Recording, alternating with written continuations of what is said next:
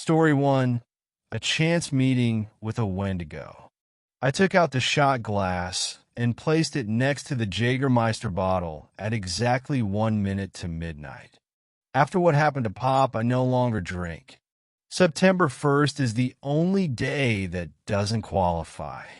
With the exception of the 3 warm-looking bulbs above the dining room table, the house is completely dark. I press my tongue against my cheek's interior. Every time I speak, my mouth gets dry. The wall-mounted clock's constant ticking is the only sound. The soft bell, a tiny replica of church bells, rings at midnight. I fill the glass, raise it to my lips for a moment, and then take a big swallow. The faint burn makes its way to my stomach and throat. With the moonlight streaming through the kitchen window, I clean the shot glass. I drink, and Loretta wouldn't mind, but there's something fishy about a used shot glass next to the sink. Furthermore, I never enjoyed discussing it.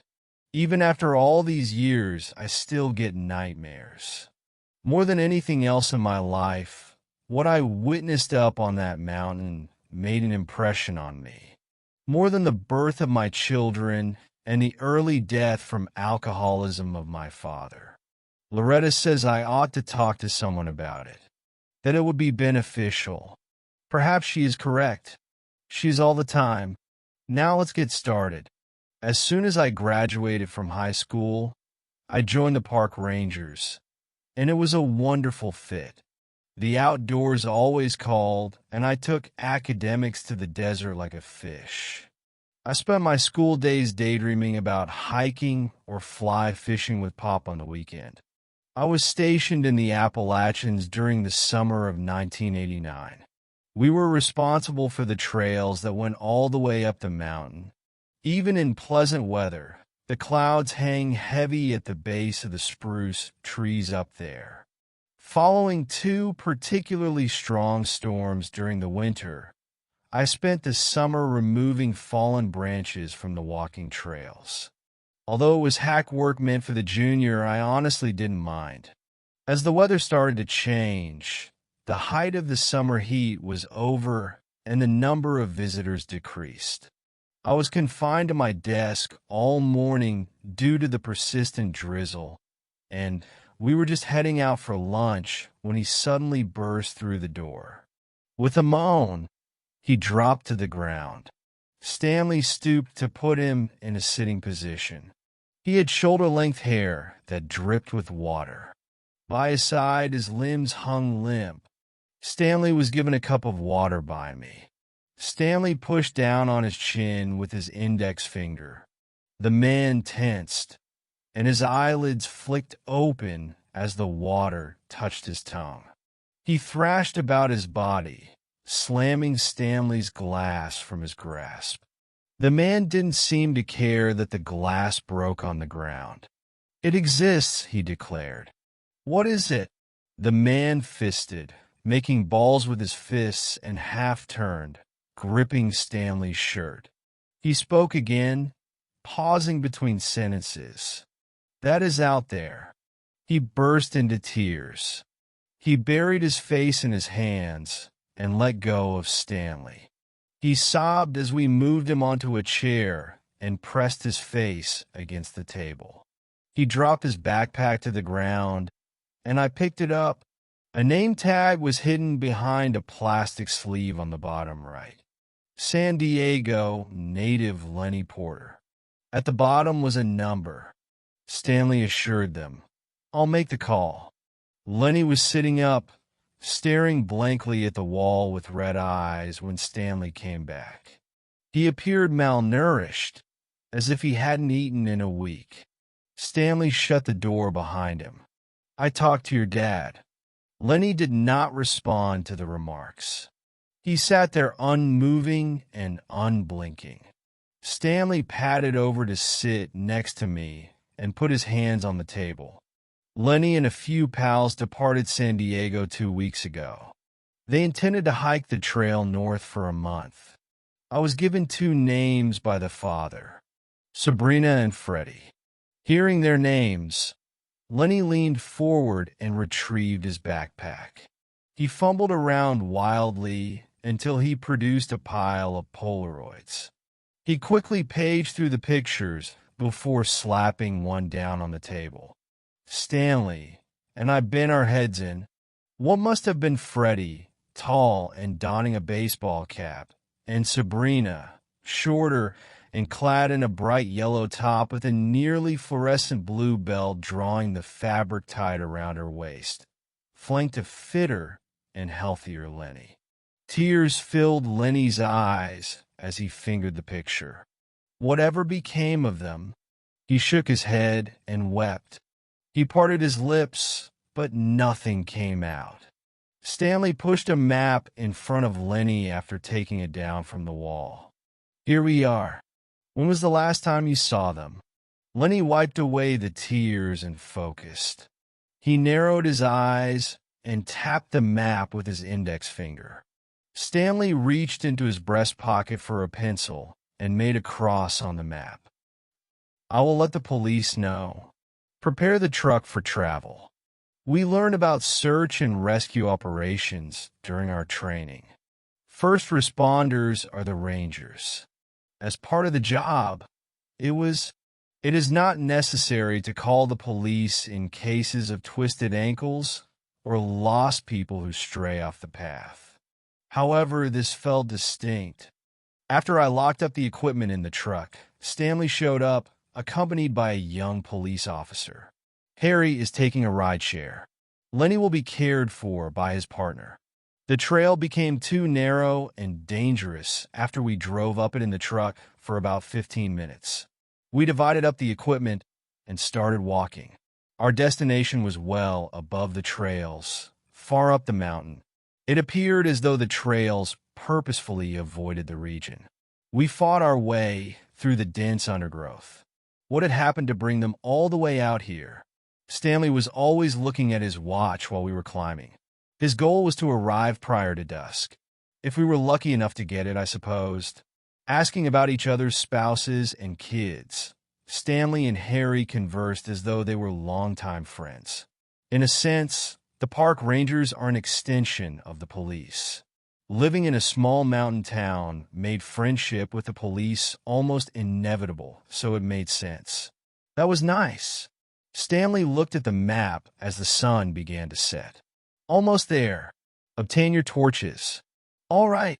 Harry produced a flashlight by reaching into his backpack. I followed suit. Are you aware of the situation this way? Stated Stanley. I gave a head shake. There's an old cabin up here. Back when hunting up this way was still possible, hunters used it as a base. It's roughly marked by the cross that our friend Lenny drew on the map. See if we can arrive there before the light goes out. It was not dark when we arrived. Night fell suddenly with the twilight. Before long, we were depending on our torches for illumination. Even when you are by yourself, there is a certain security to being on a trail in the sun. Now, with the trail far behind us and all black around us, for the first time I felt uneasy in my stomach. Stanley took a moment to sweep his torch. He whispered something to himself. Harry lowered his head and squinted as he took a few steps to the right. That's it, he declared. The cabin appeared out of the woods at the furthest point Harry could see with his flashlight. Stanley gave Harry a shoulder tap. My eyes have changed from what they were. The cabin was supposed to be a haven, but it made me feel even more anxious. The trees pressed in all directions, their gnarled branches extending like fingers, and the roof was partially collapsed. The building appeared to belong more to the forest than to anyone. The only door had rusted and warped hinges that hung at askew. The glass in 2 windows had long since broken. Stanley grunted as he shouldered open the door. The floor was covered in branches and leaves that had gotten inside through the open windows and roof. We filled it with gear. A few steps away from the front door, Stanley pulled out a lantern and fastened it to a horizontal branch. The light brightened as soon as he turned it on. They would undoubtedly notice anyone who was lost if they were close by. With our torches guiding us, we divided up and ventured into the forest. Stanley told us not to venture farther than the lantern's reach. Our lighthouse was visible on the horizon. The wind came straight out of the north. I zipped up my jacket to stay warm. The forest was completely dark except for a small, narrow cone of light cast by the torch's strong beam. The names of Sabrina and Freddie, the two missing people, were called out by Stanley and Harry. I followed suit. I paused every few steps to listen. Animals and insects were scuttling around the forest, going about their daily lives, and the wind's continuous rustle through the leaves. It was utterly hopeless. This was stuff like a needle in a haystack. I would never see Freddie or Sabrina unconscious on the ground a few feet to my left. We ought to set up camp and watch for daybreak. Harry's urgent and louder voice pierced the darkness. Skipping as fast as I dared, I headed towards the sound. Harry and Stanley's two torches were aimed at the forest floor, their beams of light playing close together. Stanley said, "You might not want to see this," as I approached from behind them. It was already too late. I saw him by the light of the torches, lie flat on his back with bowed arms and legs. His face almost made me throw up. The left side gave way, splintering the white of the skull into a red, bloody mess. The right side remained whole, with a single green eye gazing up with unwavering wideness. There was an almost serene expression on the rest of the face. The expression on the person's face who was about to have half of it crushed was not one of fear. There was no skin left below the neck, and his torso was so cleanly cut that I could see his entire spine. What was the meaning of that? I stumbled over my words. They didn't respond to me. Stanley took the Polaroid out of his pocket and examined it with the help of the flashlight. He gave it to Harry. "It's him. It's Freddie." With a start, Harry swung his torch into the woods. Harry uttered, "I swear I heard someone talking out there. We have also been yelling their names." That wasn't it, though. It resembled whispering, the wind blowing through the trees. Harry didn't seem to be persuaded. He listened as he yelled Sabrina's name. The sounds of the forest alone. Stanley dismissed him. "For now, there is nothing we can do to help the boy. Let's return to the cabin and broadcast the news via the radio." Stanley walked quickly in the direction of the cabin, gesturing for us to follow. He appeared to be upset. I held him not responsible. I trailed right behind him. Harry stayed behind, using his torch to explore the forest, until he too became lost. The cabin's interior had a feeling of sanctuary. Taken out of the wind and away from Freddie's mutilated corpse, my brain took in the scene. Though I had disemboweled many fish before, this was unlike any other. I pressed my hand to my stomach and forcefully swallowed. I felt an overwhelming urge to ask my unanswered question again. How could that have happened? Harry broke the news to us again before I could say anything. The radio received static instead of any response. The cabin's location in a depression between the higher peak beyond and the peak we crested on the way, and wasn't shocking. I said, "We have to head back." Harry gave a head shake. "Neither in the dark nor while anyone is still out there." Stanley remarked, "We don't know if that girl is dead or alive. It was her that I heard. You said that you heard a whisper, and she would have seen the light if she had been there. We'll wait for her when she approaches the lantern." Harry protested by throwing out his arms. Stanley sighed. "In the morning light, we will locate her if she is deceased. She will come to us if she is still alive and close enough to whisper in our ears." The lantern outside cast two rectangles of light through the open windows, but the corners of the cabin's front room remained dark and shadowy. Stanley grabbed another lantern and fastened it to an antique ceiling light fixture. It appeared as though sunlight was shining in the room, but it was a chilly light that made it feel empty and unwelcome. I spent my time making room on the floor next to the black pot belly stove located at the back of the room. Standing motionless, Stanley and Harry gazed up at the wall behind me. I pivoted. There was some sort of monster etched in black soot on the blank wall, elongated in the skull and possessing long legs. It gazed back at us through mostly white blobs devoid of any black ones. I retreated a step and nearly fell. "What's that?" I didn't require a response. Up in the mountains, you can't live and work here without hearing the stories. Tales dismissively recounted by daylight, akin to the monsters you used to imagine hiding in your closet when you were a child. The stories take on a more somber tone at night and around a campfire, and the monster's name is never mentioned aloud. Wedja. I had never seen one, of course. However, the painting in soot that covered the entire height of the cabin wall was an exact match if I had to imagine what one might look like.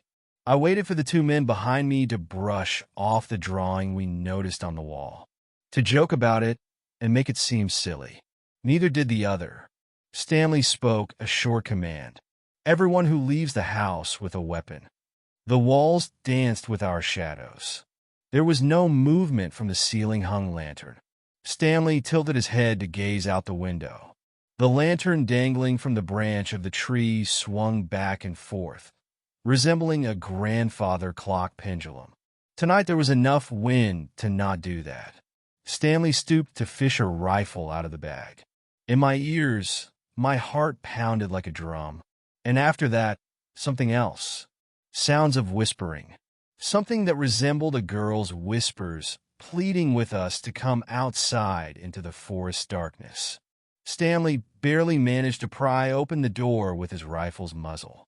He watched the lantern on the tree come to a stop as he stepped through the opening. He stood next to the lantern, looking into the darkened corners of the forest. Nothing changed. Harry took his pistol, unclipped the leather strap from his belt, and moved to the doorway. I felt exposed and nude, my hands empty. With the Wendigo drawn and soot looming large behind and burning a hole in the back of my head, I took a step back. Stanley saw a shadow move through the trees, so he snapped off the rifle's muzzle and fired, sending a crackling sound through the darkness. He brought the rifle up to his shoulder and swung it back and forth in an attempt to find movement. The lantern swayed back and forth. A long-limbed creature descended quickly from above onto Stanley. Whimpering, he tried to twist the rifle, but it was knocked out of his hands. Harry shot twice, and the animal gave a wail. Harry slammed the door shut as it bounded towards it. He emptied the chamber and aimed the pistol at the closed door. Harry stepped back and gave me a quick look. Throughout the entire situation, I remained still. My breathing had become labored. Was it no longer alive? "Stanley, were you okay?" The window. I let out a cry. The creature's long, thin fingers curled around the inside of the window frame. Then the head materialized, distorted and deformed yet uncannily human. The chin grew longer, and the blood-stained teeth resembled razors. Its piercing white eyes, in line with the wall's etching. Harry took hold of my arm and dragged me into the cabin's back room. He slammed the thin door shut. There were no windows in the back room, and the only source of light was a small strip at the base of the front room lantern. Our shoulders were pressed up against the door as we knelt down together. We paid attention. The soft tread pattern of feet. The strip of light at the bottom of the door was broken up by two thin black strips. On the other side was something. "Go now, it's okay." It had Stanley's voice to it. Had he killed it? "Leave." Harry stood up straight, and I took hold of his shoulder. "Avoid opening the door," I muttered. A Wendigo is said to be able to mimic its victims. I knocked the flashlight out of Harry's jacket pocket by putting my hand up against his back. I groped through the shadows until I found it, then turned it on. Looking around the room, I tried to find something that we could use as a weapon. I kicked at the leaves and twigs that were on the ground as I moved away from the door. That was useful only as kindling. The smell is rotten. Somewhere there has to be a dead rat. Harry stated, "It's Stanley." I aimed the flashlight at him. He had wild, wide eyes. It had to be killed by him. He gave me a smile and retreated a step. The rotten stench was carried inside when the door slammed open. It was the Wendigo, not Stanley, that was standing in the doorway. Harry knelt in front of it and inhaled the poisonous vapors. I illuminated the creature with the torch. Its thin, gray skin hugged a gaunt frame. Then something flashed brightly. A buckle for a belt. The vivid blue belt that Sabrina had on in the photo was wrapped around the creature's waist. "Sabrina?" I stated. It paused, cocking its head to the side as it turned to face me.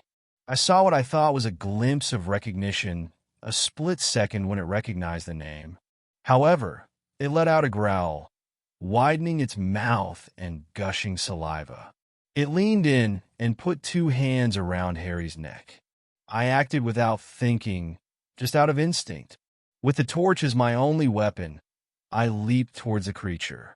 Using all my strength and adrenaline, I brought it down on its head. It bucked and launched me into the adjacent front room. I extended my arms to prevent myself from falling and seized the lantern that Stanley had suspended from the ceiling. I dropped with a thud as the cord came loose from the ceiling because it was unable to support my weight. A sudden burst of warmth from my stomach made me jump. The lantern shattered upon collision, and the blazing filament detached itself from its container. With a moan of agony, I let out, and the being stammered ahead. I pulled my knees up to my chest and retreated into the room's corner. With razor-sharp teeth that shone brightly, it stood over me and opened its mouth. Next, there was a smoke odor. The creature scrambled backwards after hopping. The heat from the lamp filament ignited the leaves and twigs that were covering the floor. A tiny flame flickered, and the animal covered its face. Burning. It was not fond of fire. Story 3. Not sure if it was a Wendigo, but something odd happened. When I was 8 years old, both of my parents worked full-time. My dad was predominantly on the third shift at his job, and my mom was an elementary school teacher. We lived literally right up the road from my grandparents in a very small town. It was getting close to my 9th birthday when I contracted strep throat and scarlet fever. I was severely sick, could barely speak, had the first case of cold sweats that I remember in my life, and could barely pull myself out of bed to even use the restroom. I was absolutely miserable, and of course, being as young as I was, I didn't take the pain very well. My poor mother was at a loss of what to do with her working, and my dad needing to use daylight hours to sleep. The first day I was sick, perhaps it was a Tuesday, my birthday would fall on a Friday, and my dad stayed up most of the day with me, made me food, let me sleep in his lap on the couch, wiped my forehead down, made sure I took my medicine, etc. But on the second day, my grandmother had called and offered to let me stay at her house so my dad could sleep. He said yes, and woke me up around 7 that morning to drive me up to her home. My grandfather also worked at this time too, so he was already gone to work when I arrived there. I don't remember too much of the early morning. I probably just slept in my grandmother's bed, tossing and turning when I'd wake up feeling extra bad. She encouraged me to swallow my awful tasting medicine a little more gently than my dad did. She did fix me some tomato soup to try and eat, and it was the first time since I'd gotten sick that I had an appetite. I should mention my grandmother had this cute Yorkshire Terrier named Samson. He was very docile, not like the usual annoying, barking all the time terriers. Samson came into the room and curled up next to me as I dozed. I don't know when I woke up at some point. It had to be the early afternoon/lunchtime because I could hear the TV faintly from the living room on some game show. My grandmother had a ritual of eating her lunch while watching a game show. I think it was The Price is Right. I was trying to fall back asleep because I had gotten this really bad headache, maybe from dehydration. I was on the verge of sleep when I was jolted awake by this Samson yelp that erupted from the living room. The terrier curled up next to my feet, perked up, but didn't move. I knew I had heard his name being called too, but it was odd he didn't respond. Samson. My grandmother called again. Samson. Samson. The dog still didn't run out of the room to her. I was confused, as he was so obedient to my grandmother. He was almost frozen, staring at the cracked open door, but making no attempt to go to her. She called Samson maybe 3 or 4 more times. Then I got annoyed. I remember flinging the covers off of me. Of course, my clothes are sticky with sweat, and I just generally feel uncomfortable and groggy. I stumble out of the room, wiping my eyes, asking Grandma, "Do you need Samson?" "He's in your room with me." I'm in the living room, and I have to do a double take. The TV is still on and blaring. There's a bowl of soup sitting on the coffee table and an open Pepsi next to it, but my grandmother isn't anywhere in the room. Maybe she's in the bathroom? I crossed the room and went past the kitchen, empty too. I got to the bathroom door, which was shut, and knocked. Nothing. I then opened it. No one was in there. The house is empty. It's not a huge house either. I've covered all of the rooms. So yes, my first reaction was to get scared. I could clearly hear my grandmother calling for the dog, but she's not anywhere inside. I could feel my hands and feet get all tingly. I start shouting for my grandma, but my voice is just echoing through the small, cramped home. Samson had gotten up at this point and was sitting near the couch, looking completely undisturbed. I fumbled for the remote and turned the TV off, and yelled, more like wheezed, to the top of my lungs, which you can imagine how painful this was with a scratchy, infected throat. "Grandma?" The worst part happened next. I heard her shouting my name back, clear as ever, like she was standing only feet away. I start crying now, scared out of my mind. I feel like maybe it has to be a ghost. I grew up with scary ghost stories courtesy of my dad, and I'm convinced now I'm in the room with a ghost. And then she / whatever this was proceeded to call my name again. Then there was a second voice, definitely not my grandmother's. It was deeper, definitely more masculine, and absolutely terrifying as it shouted, "Come to the front door." I did not do that. Instead, I made sure to run back to my grandparents' bedroom, lock the door, and pick up the telephone on their nightstand. I called my own home phone, and my dad's sleepy voice answered. Through a barely comprehensible voice, I managed to croak something like, "Daddy, there's someone in the house, and I can't find Grandma. She's gone." My dad, of course, said he jumped out of bed, grabbed his Swiss Army knife he kept in a drawer next to the bed, and ran down the road to the house in his pajamas and bare feet. He ran up to the front door, jiggled the handle. It was locked. So he made his way around, and since he knew the garage code, just punched it in and got inside. A quick sweep of the 3 rooms of the home showed no one was in there. It's not like there was really anywhere to hide. I ran out of the room once I was sure he was there and began bawling in his arms. He kept reassuring me there was no one here, and then asked if I didn't know where Grandma possibly was. I said I hadn't, and explained I'd woken up to her calling for Samson, but she hadn't been anywhere there. This was back when cell phones were definitely around, but there were no iPhones, and my grandparents certainly wouldn't have been buying them anyway. My dad had one, but not on him at the time. I could tell he was trying to keep calm, so he just said we would need to go back to our house. I was sure he was probably going to call the police at that point, just because my grandma still hadn't popped up and her car had been in the garage when he got in. If she'd left, she'd gone on foot.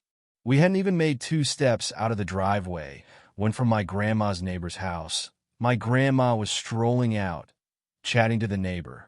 She saw my dad and then me, crying my eyes out, and immediately ran over to see what was wrong. She was super apologetic.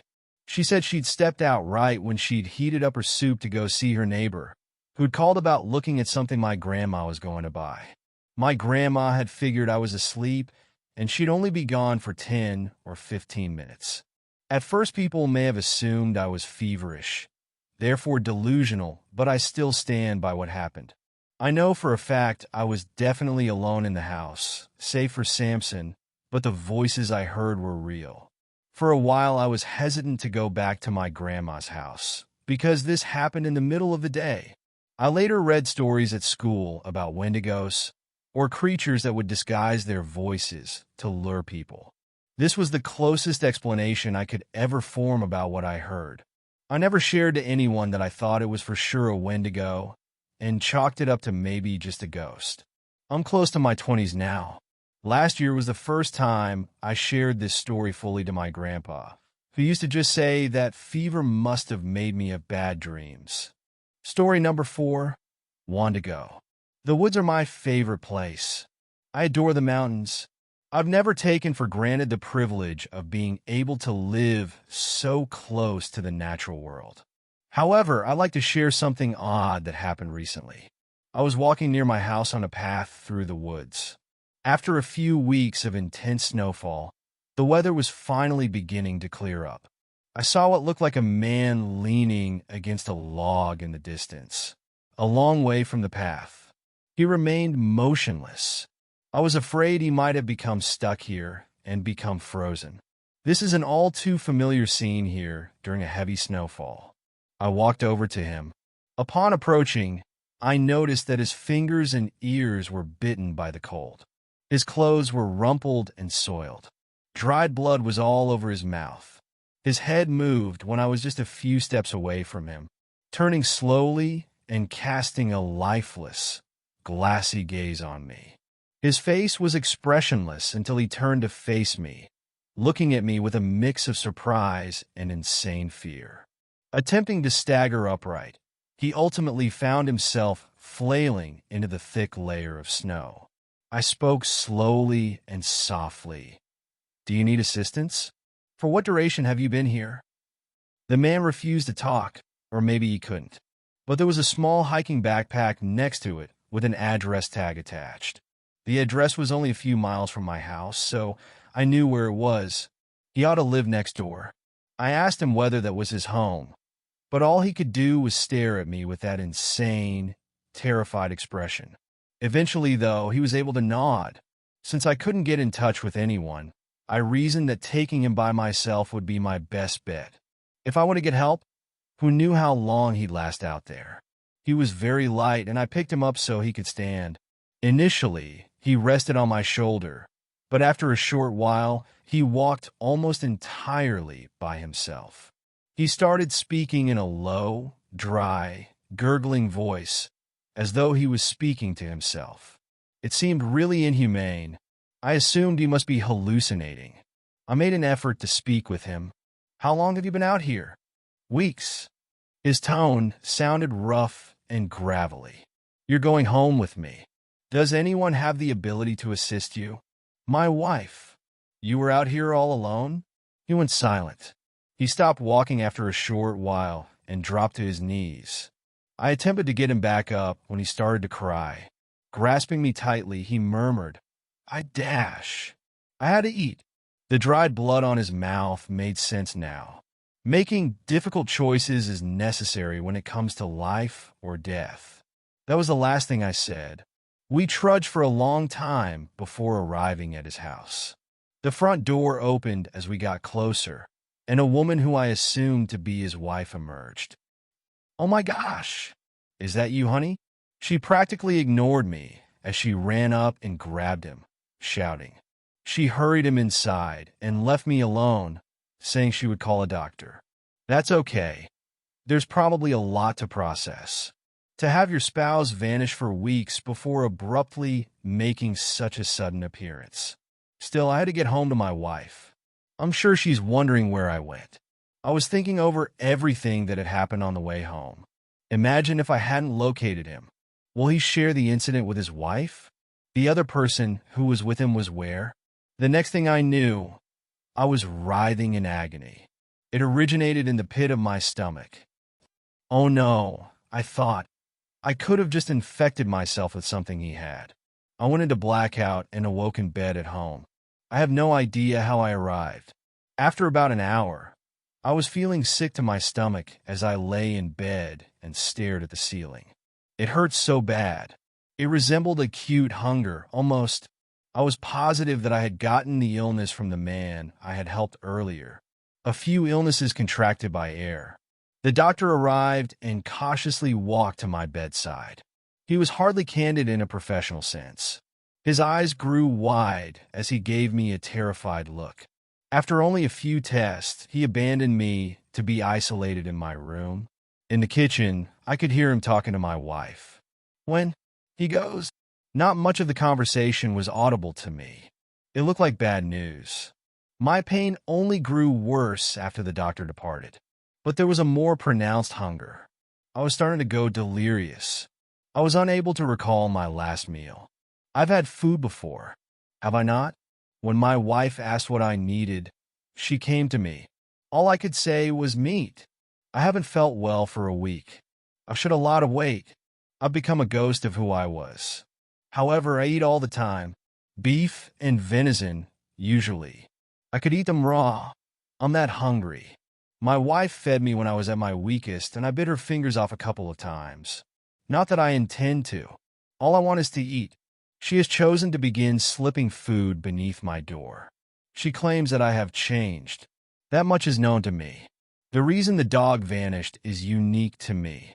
The physician has returned a few times, uttering the same phrases to my spouse, though I believe he's saying more along the lines of Wendigo than when he goes. A demon is a Wendigo.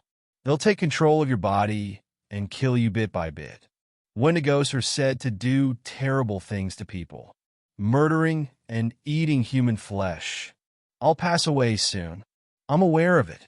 The end of this body will come from whatever has happened to me. I will then have to leave. What can I say, though? You made it this far, at least. I made sure you left there. Without me, you could never have survived. All I needed was this body. It feels like a very long time. In the woods, outside. The woods are my favorite place. The mountains are my favorite place. History 5. In my backyard, Wendigo. It was nighttime. There I was preparing to go to sleep in a friend's backyard playhouse with my now boyfriend, Jake. The building is roughly 5 by 8 and has 3 windows, one of which has a fence right next to it.